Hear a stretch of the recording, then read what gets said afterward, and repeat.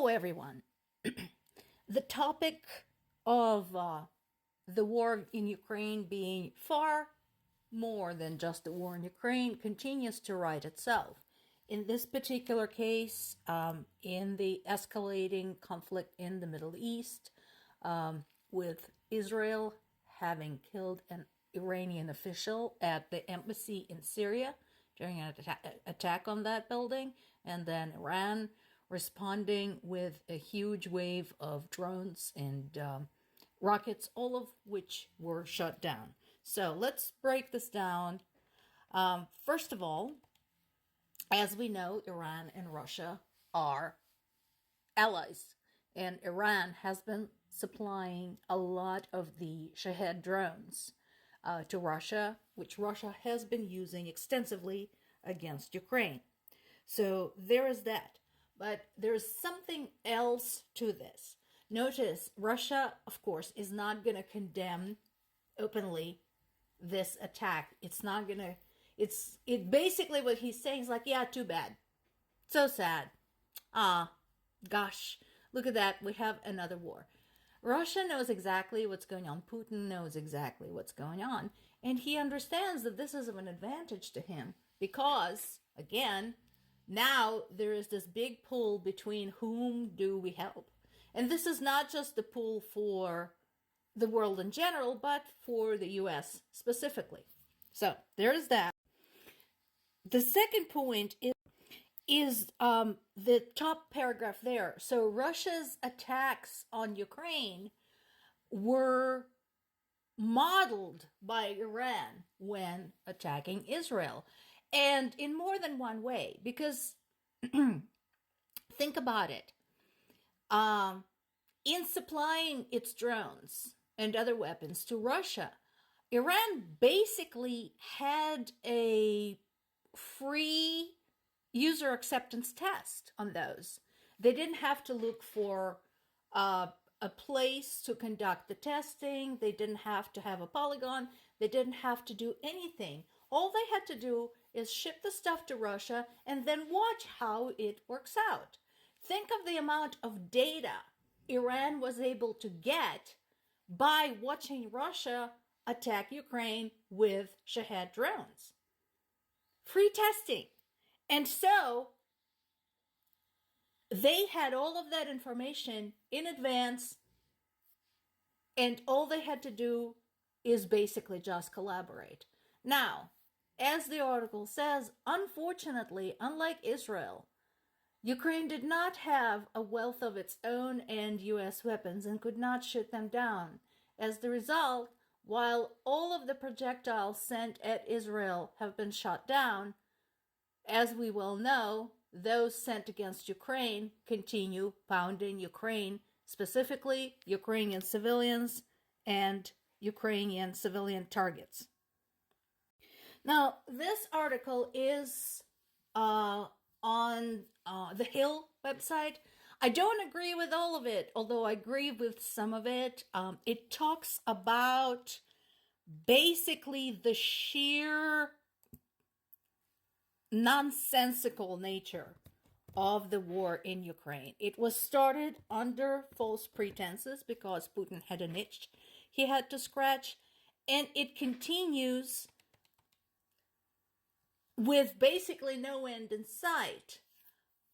And the sides involved, the parties involved, have diametrically opposite goals, which makes negotiations impossible. So the bit that I disagree with, that the possible outcome, the territorial adjustments in Moscow's favor, could have been negotiated in advance, no. No, they could not have been negotiated in advance. And here's why. Since the world basically did nothing 10 years ago when Crimea had been annexed, that proved to be too much to Ukraine. So Ukraine would have continued fighting even under occupation. There could be no negotiation, no peaceful resolution to this.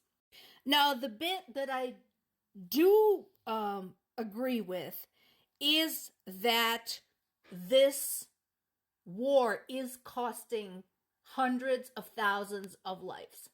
Ukrainian lives and Russian lives. Their lives. They're right. And this piece here about Putin's miscalculation as to how the invasion will be perceived.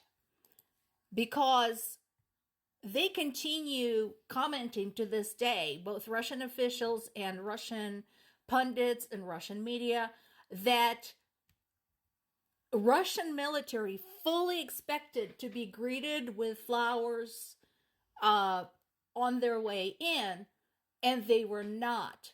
They were greeted with Molotov cocktails. They were greeted with drones. They were greeted with homemade explosive devices. Everything that Ukrainians could throw at them, they did throw at them. So there is now finally an acknowledgement 2 years later that nobody wants to see them in Ukraine.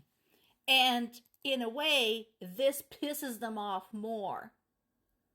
This, not just the fact that there is a resistance, but the fact that they have to acknowledge that they were wrong. As the result, they're being even more vicious to the people of Ukraine. According to General Syrskyi, who had replaced General Zaluzhny as the army commander in this war, the next target for the Russians is the town of Chasiv Yar. This is from The Guardian, and they talk a lot about what is going on there, why this target, why how it's strategically important. So if you're interested in such details, the subject of waging war, the subject of strategy, and the importance of objects, even if they're not big, because this is not a big town, but it is strategically important. Read the article. And of course, then there is this. This is a daily reminder that people in Ukraine are continuing to die because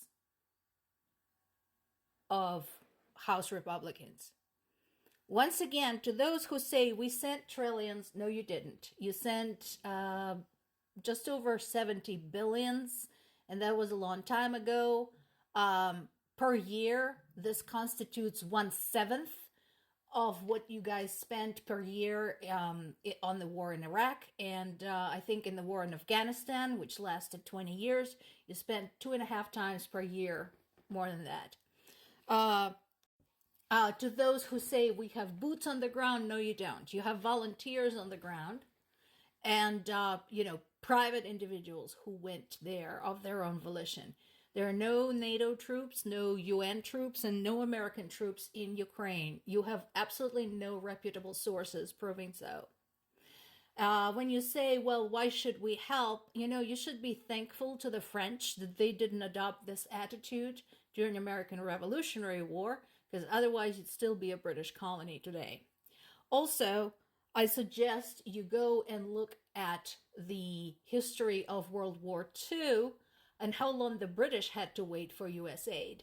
It was only after U.S. got attacked, after Pearl Harbor, that U.S. finally woke up and smelled the World War, understanding that they can pretend to hide behind two oceans, but eventually the war will come to their doorstep.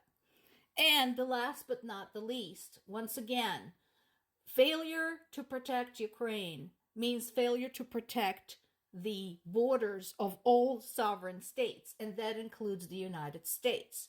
And Russian legislature is already discussing a project of retaking Alaska.